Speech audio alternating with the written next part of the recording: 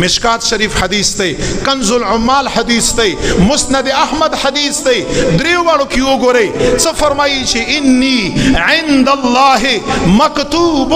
خاتم النبیین. نبی علیہ السلام فرمائی حدیث وارو امتیانو چھے زب اغٹیم کی چھے آدم علیہ السلام یا نو جوڑ, آدم علیہ السلام خطلم دوا, آدم علیہ السلام کالب لندو روح پکی نو اچھولے شوئی, خارج لنو راغلے, نبی تر نو جوڑ یا تر انسان نو جوڑ. رسول اللہ فرمائی پا اغٹیم کم عند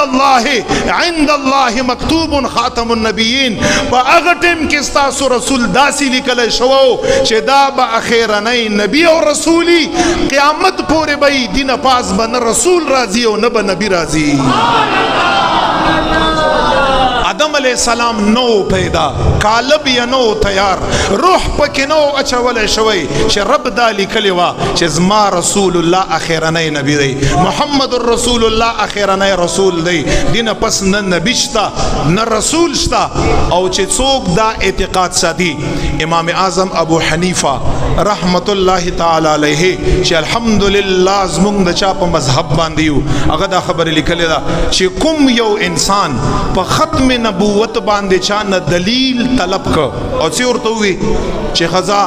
زدہ پلانکیر سر نبی منما ما تا دلیل پویا, امام سے فرمائی دا کافر دے.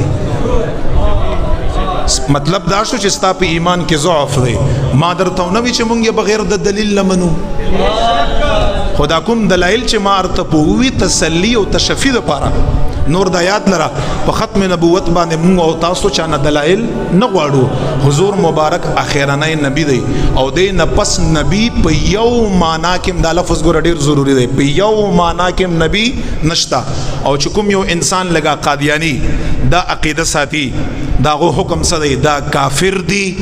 دا خارج از اسلام دی, او دا مرتد دی, او دا شرمندہ دی دنیا و پا آخرت کے رسوا دی. او چے چا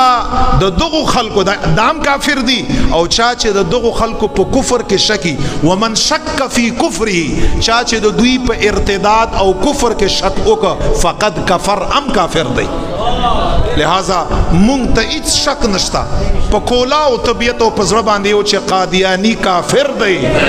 قادیانی کافر دے, قادیانی مرتد دے, قادیانی خارج از اسلام دے, کلاب النار دی. او دو دی چکم اگا سوٹا یزان ننا تشای مقرر کڑے دے, اگا غٹ خنزیر منحوس کافر مرتد انسان دے. او یوم باتروم مونگو تاسو دیر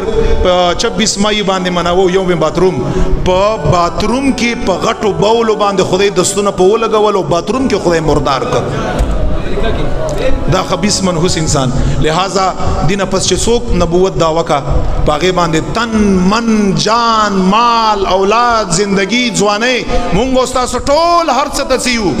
ہر ستا قربانی اخپل تن تا من تا جون تا زندگی تا بچو ہر سا رسول اللہ مبارک باندے قربانی دو دا ختم نبوت باندے کارو, نو کمپرومائز و نو سمجھوتا چا سر دادا واوری چھ مونگا دا عقیدہ و ایمان دے چھ رسول اللہ نا پس نا نبی شتا نا رسول شتا و چھ سمر خلق دا وکا کذابون دجالون دی, کافر دی, مرتد دی, اسلام نا خارج دی.